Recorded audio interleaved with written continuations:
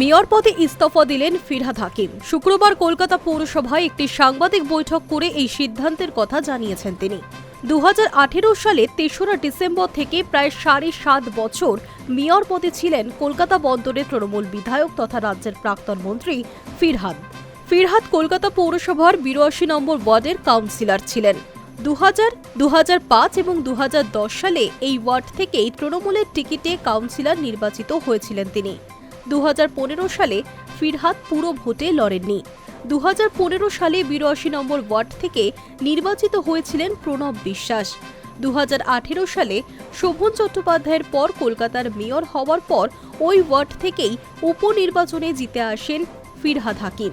2021 সালে 82 নম্বর ওয়ার্ড থেকেই পুনর্নির্বাচিত হয়েছিলেন। মেয়র হিসেবে মেয়াদ শেষ হওয়ার মাস 6 আগেই ইস্তফা দিলেন ফিরহাদের ইস্তফার সঙ্গেই ছোট লালবাড়িতে তৃণমূল শাসনের আনুষ্ঠানিক অবসান হলো বলেই মনে করা হচ্ছে।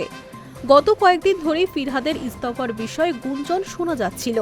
বুধবার তৃণমূল বিধায়ক কুণাল ঘোষ দাবি করেছিলেন, তৃণমূল নেত্রী মমতা বন্দ্যোপাধ্যায়ের সঙ্গে ফিরহাদের আলোচনা হয়েছে।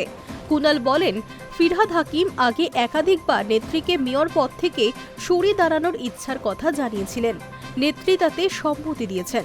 তবে কুণালের এই বক্তব্যের কিছুক্ষণ পরেই ফিরহাদ নিজে স্পষ্ট করে জানান, পদত্যাগের বিষয়ে এখনো আমি কোনো সিদ্ধান্ত নিইনি। ফলে মেয়রের ভবিষ্যৎ নিয়ে অনিশ্চয়তা থেকে গিয়েছিল। কিন্তু শুক্রবার সাংবাদিক বৈঠক করে নিজের ইস্তফার কথা জানিয়ে দিয়েছেন Firhad Hakim. High News network.